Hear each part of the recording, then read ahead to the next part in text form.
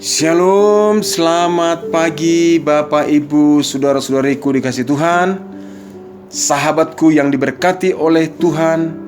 Pada hari ini kita bersyukur karena Tuhan memberikan kita kesempatan kembali untuk merenungkan firman Tuhan dan berdoa bersama-sama. Saya selalu berharap dan berdoa kepada Tuhan, kiranya Bapak Ibu, para sahabat senantiasa dalam keadaan yang diberkati dan dirahmati oleh Tuhan Yesus Kristus. Pada kesempatan ini, Minggu tanggal 12 bulan 12 tahun 2021, saya mengajak ibu bapa merenungkan firman Tuhan dari 1 Samuel pasal yang ke-16 ayat yang ke-6 sampai dengan ayat yang 13, dan kiranya Bapak Ibu dapat mengikutinya dan dapat menyimaknya dengan baik. Demikianlah firman Tuhan. Ketika mereka itu masuk dan Samuel melihat Eliab, lalu pikirnya, sungguh di hadapan Tuhan sekarang berdiri yang diurapinya. Tetapi berfirmanlah Tuhan kepada Samuel, janganlah pandang parasnya atau perawakan yang tinggi, sebab aku telah menolaknya. Bukan yang dilihat manusia yang dilihat oleh Allah. Manusia melihat apa yang di depan mata, tapi Tuhan melihat hati. Ayat ke-8. Lalu Isai memanggil Aminadab dan menyuruhnya lewat di depan Samuel. Tetapi Samuel berkata, orang ini pun tidak dipilih Tuhan. Kemudian Isai menyuruh Syama lewat. Tapi Samuel berkata, orang ini pun tidak dipilih Tuhan. Demikianlah Isai menyuruh ketujuh anaknya lewat di depan Samuel. Tapi Samuel berkata kepada Isai, semuanya ini tidak dipilih Tuhan. Lalu Samuel berkata kepada Isai, inikah anakmu semuanya? Jawabnya, masih tinggal yang bungsu, tapi sedang menggembalakan kambing domba. Kata Samuel kepada Isai, suruhlah memanggil dia, sebab kita tidak akan duduk makan sebelum ia datang kemari. Selanjutnya dikatakan oleh Samuel, kemudian disuruhnya menjemput dia. Ia kemarah-marahan, matanya indah dan parasnya elok. Lalu Tuhan berfirman, bangkitlah, urapilah dia, sebab inilah dia. Samuel mengambil tabung tanduk yang berisi minyak itu dan mengurapi Daud di tengah-tengah saudara-saudaranya. Sejak hari itu dan seterusnya berkuasalah roh Tuhan atas Daud. Lalu berangkatlah Samuel ke Rama. Bapak dan Ibu, saudara-saudara kasih Tuhan, bagian firman Tuhan dari 1 Samuel pasal 16, kita melihat perikopnya atau judulnya dituliskan, yaitu Daud diurapi menjadi raja. Ya, karena dalam perikop itu memang dijelaskan tentang Daud diurapi menjadi raja secara khusus dalam ayat ke-16 dan ayat 13 yang baru saja kita bacakan atau saya bacakan, dan Bapak Ibu para sahabat telah mendengarkannya. Tapi saya mau sampaikan, dikatakan bahwa Daud diurapi menjadi raja, maksudnya adalah Daud diurapi menjadi raja atas Israel. Mengapa Daud diurapi oleh Tuhan menjadi raja atas Israel? Yaitu menggantikan raja pertama, yaitu Saul, yang adalah raja yang sudah ditolak oleh Tuhan. Saat itu Saul memang menjadi raja, masih tetap menjadi raja, tapi Tuhan sudah mempersiapkan penggantinya, dan pada saat itulah diurapi Daud menjadi pengganti Saul. Dan dikatakan dalam ayat yang baru saja kita baca tadi adalah bahwa mulai saat itu dan seterusnya roh Tuhan berkuasa atas Daud, lalu membuat Daud itu penuh dengan roh Allah. Saudaraku dikasih Tuhan, ini sesuatu hal yang sangat-sangat penting untuk kita pelajari. Karena di dalam ayat 6 sampai ayat 13 kita lihat tentang proses bagaimana Tuhan memilih dan mengangkat serta mengurapi Daud menjadi raja. Kisahnya adalah dikatakan waktu Samuel ada di rumah Isai, dia berjumpa dengan seorang anak daripada Isai bernama Eliab. Dan Samuel melihat dan memperkirakan itulah calon raja itu. Tapi apa yang terjadi? Tuhan berkata bukan itu. Bukan itu. Karena Samuel melihat ini perawakannya bagus dan parasnya bagus, dan dia berpikir inilah dia. Tapi apa yang terjadi? Tuhan bicara bukan itu. Bukan itu. Dan bahkan Tuhan mengatakan bukan yang dilihat manusia yang dilihat oleh Tuhan, tapi Tuhan melihat hati. Selanjutnya, karena itu tidak berkenan kepada Tuhan, Isai memanggil Abinadab. Isai memanggil Syama.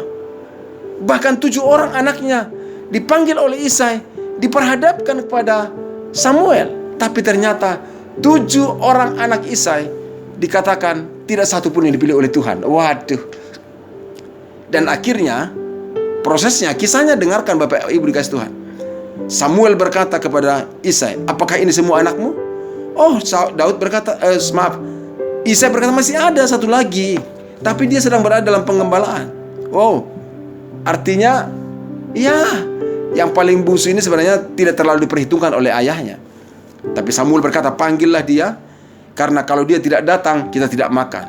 Dan benar, Daud dipanggil, dan waktu dipanggil, datang, dan Tuhan bicara kepada Samuel, urapilah dia.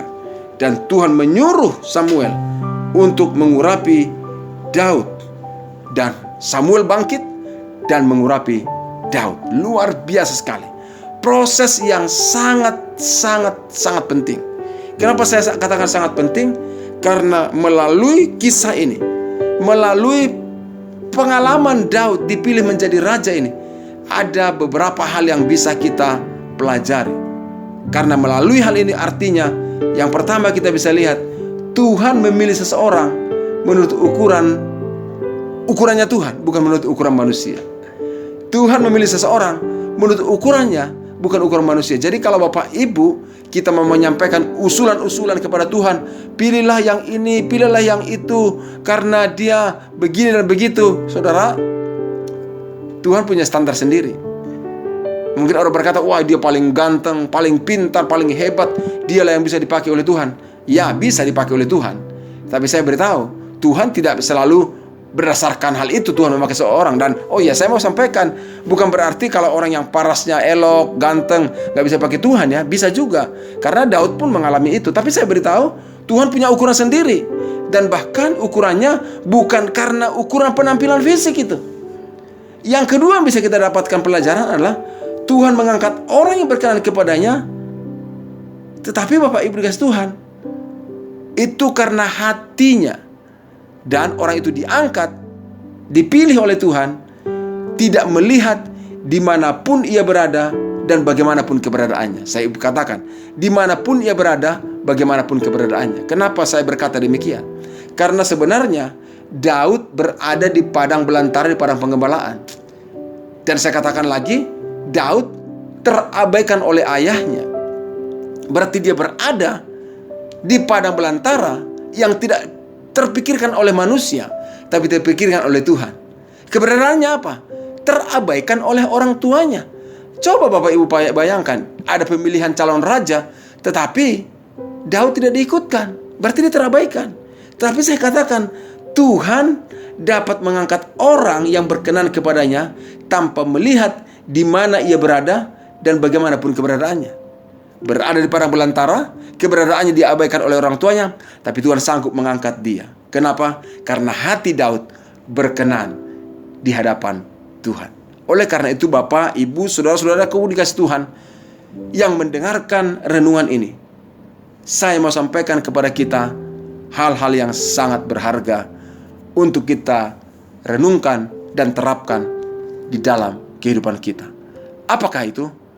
Yang pertama Bapak Ibu, bagaimanapun keadaanmu secara fisik, keadaan secara ekonomi, keadaan secara latar belakang keluarga, jangan pernah minder, jangan pernah hidup di dalam keputusasaan. Mengapa saya mengatakan itu? Karena di tangan Tuhan, bagi Tuhan, tidak ada yang mustahil untuk mengangkat seseorang. Tetapi yang terpenting, bahwa semua itu, keadaan fisika, keadaan ekonomi, keadaan latar belakang keluarga, Tuhan tidak menjadikan itu kriteria untuk memilih seseorang. Karena dia punya cara yang unik untuk mengangkat orang dan memberkati seseorang. Daud dipilih bukan karena perawakannya. Daud diangkat menjadi raja bukan karena latar belakang keluarga, tapi Daud dipilih dan diangkat karena hatinya berkenan kepadanya. Karena hati Daud berkenan dalam pandangan Tuhan. Karena Daud diabaikan oleh orang tuanya. Sekali lagi saya katakan, coba pikirkan Bapak Ibu, ada pemilihan calon raja, tapi Daud diabaikan. Tapi dengar baik, yang kedua, pilihan Tuhan bukan didasarkan kepada fisik, bukan didasarkan kepada latar belakang keluarga kita, bukan didasarkan kepada faktor ekonomi kita, tapi kepada hati yang layak di hadapan Tuhan. Oleh karena itu Bapak Ibu dikasihi Tuhan, pada kesempatan hari ini saya mengajak kita tetap semangat dalam menjalani kehidupan, tetap arahkan hati kepada Tuhan, dan jagai hati kita untuk berkenan kepada Tuhan. Lihatlah, Tuhan yang akan mengangkat dan meninggikan kita. Mungkin atasan Anda mengabaikan Anda. Mungkin orang yang terdekat dengan Anda sepertinya mengabaikan saudara. Tapi saya beritahu, jika hati kita berkenan kepada Tuhan, Tuhan tidak pernah mengabaikan orang-orang yang seperti itu. Doa dan harapan saya pagi hari ini, di hari Minggu yang penuh dengan berkat yang Tuhan sediakan bagi kita, saya mengajak kita mengikuti ibadah pada hari ini dengan sungguh-sungguh untuk menata hati kita menjadi hati yang semakin berkenan kepadanya. Dan percayalah, Tuhan yang akan mengangkat dan akan membawa kita kepada level yang terbaik bagi kehidupan kita. Tuhan Yesus memberkati kita semuanya. Bapak Ibu, saya mengajak kita berdoa secara bersama-sama. Bapa, dalam nama Yesus, kami bersyukur pagi hari ini, Minggu tanggal 12 bulan 12 tahun 2021, Tuhan kembali membawa kami di dalam semangat dan pengharapan yang baru. Karena kami tahu bahwa bagimu tidak ada yang mustahil. Jika kau sanggup mengangkat Daud karena hatinya berkenan kepadamu, kami percaya tak setiap kami Tuhan akan angkat jika hati kami berkenan di hadapanmu. Itulah sebabnya ya Tuhan, pagi hari ini kami berdoa memohon kepadamu, Tuhan tolong kami supaya dapat menata hati kami, kehidupan kami menjadi hidup yang berkenan di hadapanmu. Supaya kami bisa menata dunia pribadi kami, dunia batin kami menjadi pribadi dan batin yang berkenan kepadamu. Dan kami yakin ya Tuhan, Engkau tidak pernah mengecewakan orang berharap kepadamu. Itu sebabnya hamba berdoa dalam nama Yesus, menyerahkan seluruh sahabat-sahabatku yang mengikuti renungan ini dan mendengarkan renungan ini. Tuhan, tolong mereka juga untuk menata hati di hadapanmu. Dan angkat, Tuhan juga tolong supaya dalam segala pergumulannya, dalam segala kehidupannya, mereka mengalami progres dan yang terbaik dari Tuhan. Terima kasih Bapa, kami terima berkat-Mu. Berkati setiap yang ada mendengarkan renungan ini, dan juga tolong mereka dalam segala hal yang mereka hadapi. Bawa mereka untuk hidup dalam perkemenangan. Terima kasih Tuhan, kami mengucap syukur pada pagi hari ini. Di dalam nama Yesus Kristus kami berdoa. Haleluya, amin. Ibu Bapak dikasih Tuhan, demikianlah renungan kita pada pagi hari ini dan doa kita bersama. Jika Bapak Ibu ingin menerima dukungan doa dari kami, Bapak Ibu bisa mengirimkan pokok-pokok doa tersebut melalui WA yang sudah saya sampaikan berkali-kali dalam podcast-podcast kita. Bapak Ibu bisa mengikutinya di podcast yang lalu dan atau di dalam layar yang tertera di podcast ini. Bapak Ibu, percayalah, dua orang sepakat meminta di dunia ini, apa saja pun sesuai kehendak Tuhan, pasti akan ditepatinya. Selamat pagi Bapak Ibu, saudaraku dikasih Tuhan. Tetap semangat, jaga hati yang berkenan kepada Tuhan. Tuhan Yesus memberkati. Shalom. Amin.